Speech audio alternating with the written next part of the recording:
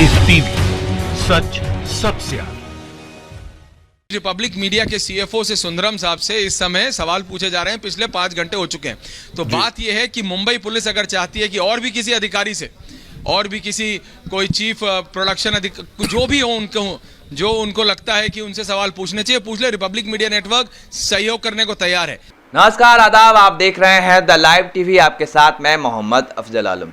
27 अप्रैल को रिपब्लिक भारत के editor in chief Arnab Goswami से 12 घंटे चली लंबी पूछताछ के बाद अब रिपब्लिक मीडिया नेटवर्क के सीएफओ, चीफ फाइनेंशियल ऑफिसर यानी मुख्य वित्तीय अधिकारी एस सुंदरम से मुंबई पुलिस ने उसी थाने एनएम जोशी मार्ग पुलिस स्टेशन में 7 घंटे लंबी पूछताछ की है। और इनसे जो पूछताछ की गई है वो ये कि आपके चैनल में पैसा कहाँ से आता है और कैसे आता है, ये बताया जा रहा है कि इनसे इन्हीं सब सवाल पूछे गए हैं।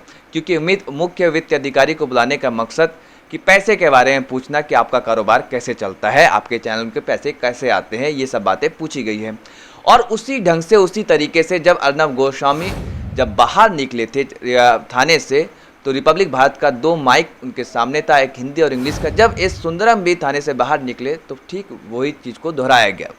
निकलने के बाद थाने से उन्होंने क्या कहा, खुद उनके बयान को सुनिए। मेरे पास तो इन्होंने अभी आज पूरा कंपनी के बैकग्राउंड और उसी मामले में था, और कुछ ऐसे सवाल थे कि कैसे रिकॉर्डिंग हुआ और कैसे ब्रॉडकास्ट हुआ, ऐसे सवाल थे।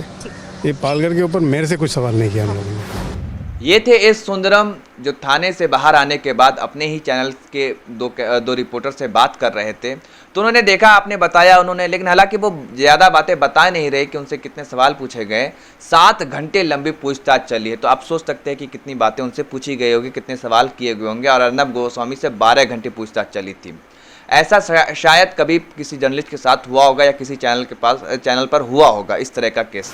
अब आपको बता दें कि जिस तरह से अर्नब गोस्वामी ने सोनिया गांधी पर टिप्पणी की थी, उसके बाद से पूरी कांग्रेस पार्टी ने मोर्चा खोल दिया है।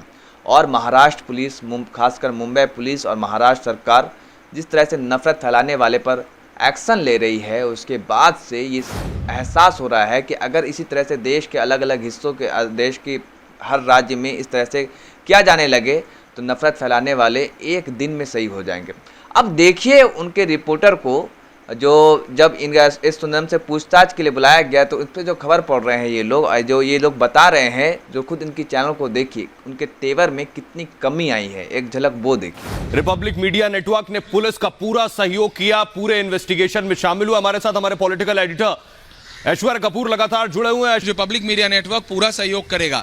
अर्नब गोस्वामी साहब ने आधे दिन से ज़्यादा, 12 घंटे से ज़्यादा पूछताछ की थी। सीएफओ से आप करीबन 5 घंटे से कुछ ज़्यादा आप कर चुके हैं, और करिए, कोई दिक्कत नहीं है। जितना आपको पूछना है, जैसे पूछना है, जो हमने पहले कहा, एक सवाल को घुमा घुमा के पूछना है, पूछिए। तो देखा आपने, ये कितने प्यार से कह रहे हैं कि हम मुंबई पुलिस को सहयोग करने के लिए तैयार हैं, जब बुलाए, जैसे बुलाए। और भी किसी अधिकारी को, और भी किसी इंसान को रिपब्लिक भारत के डिपार्टमेंट से बुलाना हो तो हम तैयार हैं, हर वक्त तैयार हैं, हम जांच से पीछे नहीं हट रहे हैं।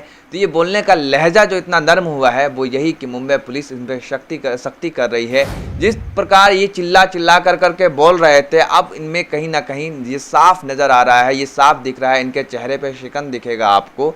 जो मुंबई पुलिस शिकंजा कस रही है, और देश के अलग अलग राज्यों से ये आवाज़ें भी उठ रही हैं कि जब तक जांच चल रही है तब तक रिपब्लिक भारत को बैन किया जाए, रिपब्लिक भारत की जो ब्रॉडकास्टिंग है उस पर रोक लगाई जाए। और ख़ास बात यही है कि रिपब्लिक भारत का जो हेड ऑफिस है, जो हेड ब्रांच है, वो मुंबई है। और मुंबई में सरकार, जो खुद अर्नब गोस्वामी कह रहे हैं कि हमारे साथ पक्षपात हो रहा है और एक जर्नलिस्ट की आवाज़ को दबाया जा रहा है, right to freedom of speech and expression का हनन हो रहा है। लेकिन ये कहने को तो सही है, लेकिन जिस तरह से उन्होंने हेट स्पीच दिया, वो एक प्रवक्ता की तरह काम कर रहे हैं।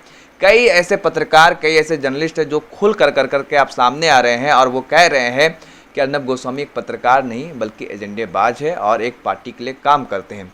और आपको बता दें कि ये जो मामला जो दर्ज हुआ है, वो महाराष्ट्र सरकार के कैबिनेट मंत्री नितिन राउत, जिन्होंने नागपुर में मामला दर्ज करवाया था, एफआईआर दर्ज करवाया था, लेकिन सुप्रीम कोर्ट ने सुनवाई के दौरान इस मामले को मुंबई ट्रांसफ़र कर दिया था। उसके बाद अर्नब